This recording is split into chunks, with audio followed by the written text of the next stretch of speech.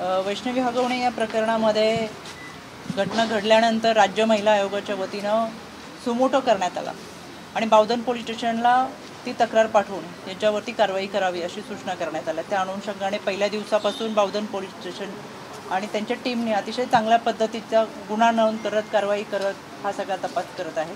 याच्यामध्ये गुन्हा नोंद झाल्यानंतर 3 आरोपी अटकेत होते, 2 आरोपी फरार होते।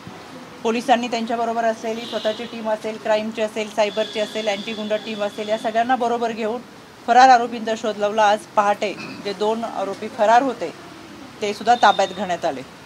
या घटनेमध्ये आरोपी ताब्यात आले, त्याचबरोबर ह्याच्या पाठीमागचा घटनाक्रम जो काही आहे 6/11/2024ला राजेंद्र हगवणे यांची कन्या करिश्मा हगवणे यांनी राज्य महिला आयोगाला मेलद्वारे तक्रार केली होती आणि त्याच दिवशी ओमराज जगताप यांनी राज्य महिला आयोगाला मयुरी हगवणे यांच्यासाठी तक्रार दाखल केली होती। एकाच दिवशी दोन्ही तक्रारी ह्या राज्य महिला आयोगाला आल्या होत्या। 6/11/2024ला काही तासांच्या फरकांनी या दोन्ही तक्रारी राज्य महिला आयोगाला आल्यानंतर 7 तारखेला या दोन्ही तक्रारी या पौड पोलीस स्टेशनला पाठवल्या होत्या, ज्या बावधनकडे वर्ग करण्यात आल्या आणि यांच्यावरती कारवाई करावी अशा सूचना करण्यात आल्या। त्या अनुषंगाने 7 तारखेला दोन्ही FIR दाखल झाल्या। ह्या FIRच्या 2024मध्ये ज्या FIR दाखल झाल्या आणि पोलिसांनी तातडीने त्याच्यामध्ये FIR दाखल करत कारवाई केली। या दोन्ही तक्रारीच्या बाबतच्या FIR आहेत। या FIR दाखल झाल्यानंतर कोणत्याही कुटुंबामधला जर वाद असेल, कारण की या तक्रारी ज्या होत्या त्या भावाविरोधात, भाऊजाई विरोधात, भाऊजाईंच्या नंदेच्या विरोधात, सासू सासऱ्यांच्या विरोधात अशा एकमेकांच्या विरोधातल्या ह्या दोन्ही तक्रारी होत्या।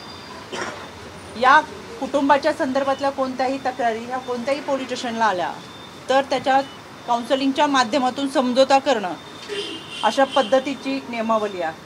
कारण की शेवटी कुटुंब संस्था हा समाजाचा पाया आहे आणि ह्या कुटुंब संस्था एकत्र राहिल्या पाहिजे, व्यवस्थित राहिल्या पाहिजे आणि मग त्यात भरोसा सेल असेल, समुपदेशन केंद्र असेल, यांच्या माध्यमातून कुटुंबाचं काउन्सिलिंग केलं जातं। त्या पद्धतीने बावधन पौड पोलीस स्टेशनमध्ये हा समझोता झाला, मध्यस्थी करून एकत्र कुटुंबांना बोलवून त्यांच्यामधला वाद मिटवला गेला। त्यानंतर कोणतीही तक्रार ही महिला आयोगाकडे नव्हती। वैष्णवी हगवणे यांच्या संदर्भातली कोणतीही तक्रार ही आयोगाकडे नव्हती।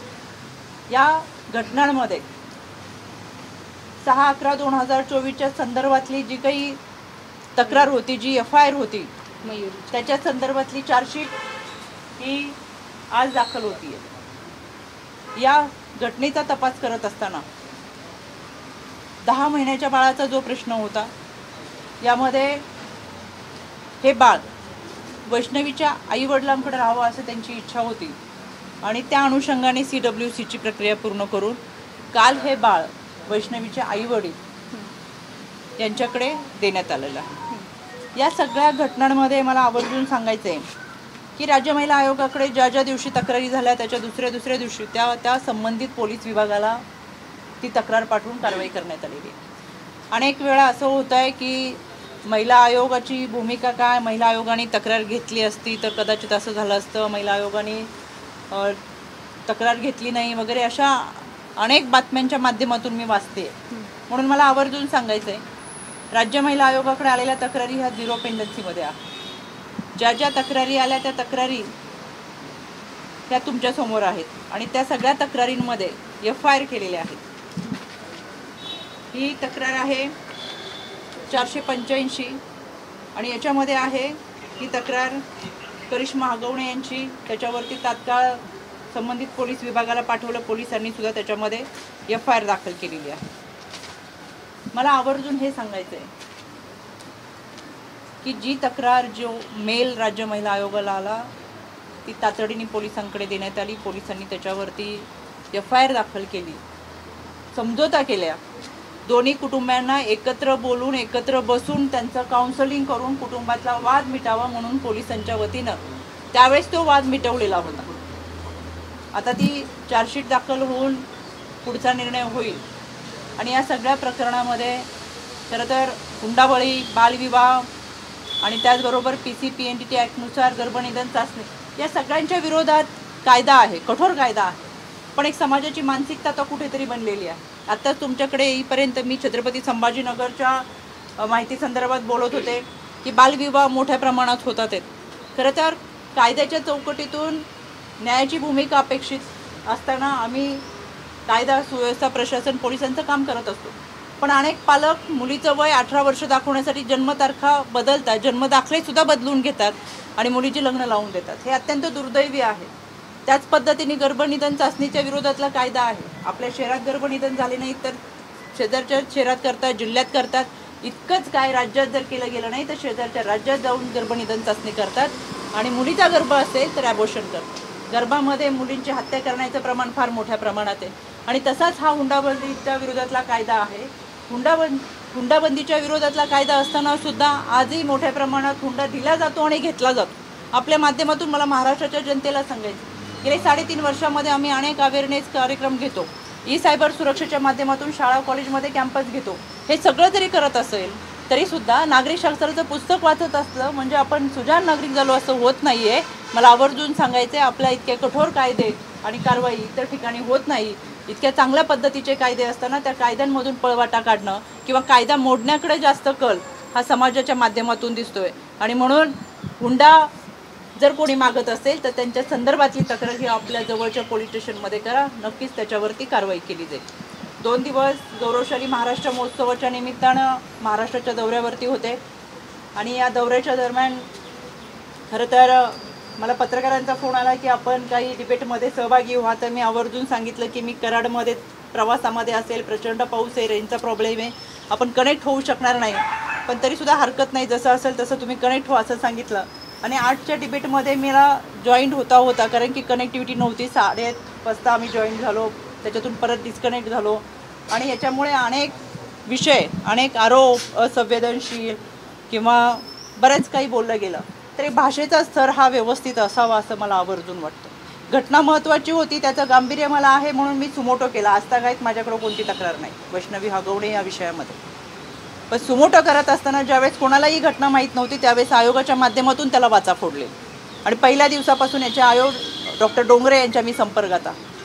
मग तो तपास यंत्रणा असेल, फरार आरोपीला पकडणं असेल, बाळाला सुपूर्त करणं असेल, याच्यामध्ये अजून काही कलम वाढवता येण्याची मागणी तिच्या वैष्णवीच्या पालकांची आहे, त्याच्यासाठी पोलिसांना दिलेल्या सूचना असेल, या सगळ्या प्रक्रियेमधून जातो. पण तरीसुद्धा काही विरोधकांना टीका करून स्वतःचं नाव जर मोठं करायचं असेल आणि रुपाली चाकणकरवर टीका करून त्यांचं नाव आणि त्यांची बातमी आपल्या माध्यमातून होत असेल तर त्यांना मनापासून शुभेच्छा. कारण सत्तेत नसल्यामुळे लोकांची कामं करता येत नाही. गेलेला आत्मविश्वास, खालवलेली मानसिकता आणि त्यामुळे आलेलं नैराश्य आणि त्याच्यामुळे कदाचित ते टीका करत असतील. पण शेवटी टीकेवरून त्यांची मानसिकता समजती. न्याय देणं महत्त्वाचं आहे. आणि मला या माध्यमातून आवर्जून सांगायचे, माजी महिला मंत्री यशोमती ठाकूर यांनी एक पोस्ट केली, काल पोस्ट केली की या वैष्णवीला न्याय मिळाला पाहिजे. 6 दिवसानंतर भानावर येऊन त्यांनी एक पोस्ट केली आणि खाली दिला आयोगाने लक्ष घातलं पाहिजे, असं केलं पाहिजे, तसं केलं पाहिजे. एक माजी महिला मंत्र्यांनी जबाबदारपणे बोलणं फार गरजेचं होतं. त्यांनी ट्विट करण्यापूर्वी 6 दिवसा अगोदर आम्ही सुमोटो केला. आणि म्हणून मला असं वाटतं समाजामध्ये गैरसमज पसरवणं आणि अशा पद्धतीची बातमी पसरवणं ही मानसिकता आता जरा विकृतीकडे जाते की काय असं वाटायला लागलं आहे. आणि म्हणून या सगळ्यांना मला आवर्जून सांगायचं आहे, आयोगाने त्यांची भूमिका अतिशय व्यवस्थितरित्या पार पाडली. पोलिसांकडे दिलेले तपासही त्यांनी व्यवस्थितरित्या पूर्ण केलेला आहे. आणि या सगळ्या गोष्टींमधून जात असताना बऱ्याच जणांना प्रश्न पडतो की आयोगाकडे आलेल्या किती तक्रारी या निकालात निघाल्यात. तक्रारींचं कागद तर 35,800 तक्रारी ह्या राज्य महिला आयोगाकडे दाखल झालेल्या होत्या. या 3.5 वर्षाच्या कालावधीमध्ये या सगळ्या तक्रारींच्या माध्यमातून न्याय देत असताना 35,200 तक्रारी या निकालात काढलेल्या. आणि ह्या तक्रारी केवळ एका मुख्य कार्यालयाच्या आहेत. आमचे काउन्सिलिंग सेंटर असतील किंवा त्याचबरोबर समुपदेशन केंद्र असतील, जिमबा असतील, यांच्याकडे आलेल्या तक्रारी ह्या फार वेगळ्या आहेत. म्हणून ज्यांना माहिती पाहिजे असेल त्यांनी जरूर ही माहिती आयोगाच्या माध्यमातून घ्यावी. 35,000 तक्रारींचा निपटारा करत असताना त्या केसेस विधी सेवा प्राधिकरणाच्या आहेत, काउन्सिलिंगच्या आहेत, मेंटेनन्सच्या आहेत, DV केसेसच्या आहेत, त्याचबरोबर रेप केसेस आहेत, रेप मर्डर केसेस आहेत. आणि या सगळ्यांच्या माध्यमातून त्या पीडितांना न्याय देण्याची भूमिका ही राज्य महिला आयोगाची राहिलेली आहे. स्त्री शक्तीरे तुल्य साधा ही राज्य महिला आयोगाचं ब्रीदवाक्य आहे. आणि त्या पद्धतीने या माध्यमातून काम करत असताना महाराष्ट्रातल्या मायमाऊलींना न्याय देत असताना तातडीने प्रत्येक घटनेची दखल घेऊन त्या घटनेवरती कारवाई करावीच्या सूचना आणि त्याचा पाठपुरावा हा राज्य महिला आयोगाच्या वतीने केलेला आहे. महाराष्ट्र पोलीस उत्तमरित्या काम करत असताना खरं तर इतर राज्यांमध्ये तपासाचा उशीर झाला तर महाराष्ट्र पोलिसांना आमंत्रित केलं जातं, याचा आम्हाला अभिमान आहे. आणि चांगल्या पद्धतीचा तपास सुरुवातीपासून या प्रत्येक घटनेमध्ये करत असताना आज SP संदीपजी गिल सर आहेत, त्यांची पूर्ण टीम आहेत, बावधनचे आयोग आहेत, या सगळ्यांनी पहिल्या दिवसापासून चांगल्या पद्धतीचा तपास केलेला आहे. पण तरीसुद्धा अजूनही यामध्ये काही त्रुटी राहिल्या असेल तर ते निश्चितपणाने पूर्ण करण्याची जबाबदारी ही आमच्या सगळ्यांची आहे. महाराष्ट्रातल्या महिला भगिनींना सुरक्षता देण्यासाठी आम्ही कटिबद्ध आहोत आणि तो प्रयत्न आम्ही पूर्णपणे करू. राष्ट्रवादी काँग्रेसचाच एक ग्रुप तुमच्यावर नाराज आहे. वैष्णवी हगवणे प्रकरणात नीट लक्ष घालून तपासणी केल्याचा त्यांचा आरोप आहे आणि तुमच्यातला एका पदाचा राजीनामा घ्यायची त्यांची अशी मागणी आहे. एकतर महिला आयोगाच्या अध्यक्षपदाचा घ्या, नाहीतर मग राष्ट्रवादीमध्ये. कोणाची मागणी आहे? राष्ट्रवादीच्याच एका ग्रुपची. राष्ट्रवादीचा ग्रुप काय म्हणतो त्याच्यासाठी आमच्याकडे महत्त्व नाही. आम्ही शून्यापेक्षा जास्त किंमत देत नाही. लोकांनी नाकारले त्यांना. त्याच्यामुळे आणि यामध्ये आयोगाने काय करायचं, पक्षाने काय करायचं हा पक्षाचा वरिष्ठांचा निर्णय आहे की कुठे ठेवायचं, कुठलं पद द्यायचं, कुठलं काय करायचं. ज्यांना कुणाला पदं मिळाली नाही किंवा त्या पदापर्यंत पोहोचता आली नाही तर ती असूया मी समजू शकते आणि तो वरिष्ठांचा निर्णय, तो पक्ष घेईल. ते बाकीचं कोणी सांगायची त्याच्यामध्ये मला असं वाटतं फारशी काही गरज नाही. अजून एक प्रश्न, हडपसरमध्ये सुद्धा अशाच पद्धतीचे केस घडलेली आहे. तिचे आरोपी अजून अटकेत नाही. ह्याच्यामध्ये मला मगाशी समजली अशी घटना घडलेली आहे. आपल्याशी चर्चा करत असताना अगोदरही जवळजवळ 1 तासाची पत्रकार परिषद असल्यामुळे मला पोलिसांशी संपर्क करता आला नाही, पण मी त्यांच्याशी बोलेल आणि अशा घटना होऊ नये याच्यासाठी तुमच्या माध्यमातून मला महाराष्ट्राच्या जनतेला, महिला भगिनींना विनंती करायची आहे की आईवडिलांनी थोडंसं आता सतर्क राहावं. कारण की आपली मुलगी तळहाताच्या फोडासारखी जपलेली असते, तिची स्वप्न आपण पूर्ण करत असतो, शिक्षण दिलेलं असतं आणि हुंडा दिला, समोरचे हुंडा मागतात आणि हुंडा दिला की आपली मुलगी सुखी राहील अशी एक प्रामाणिक, एक भाबडी आशा ही आईवडिलांची असते. पण हुंडा मागणाऱ्यांची हाव संपत नाही, त्यांची भूक भागत नाही आणि म्हणून मागता मागता एक दिवस त्या 4 पैशासाठी हाडामांसाचा गोळासुद्धा त्यांचा जीव घेतात किंवा हत्या करतात.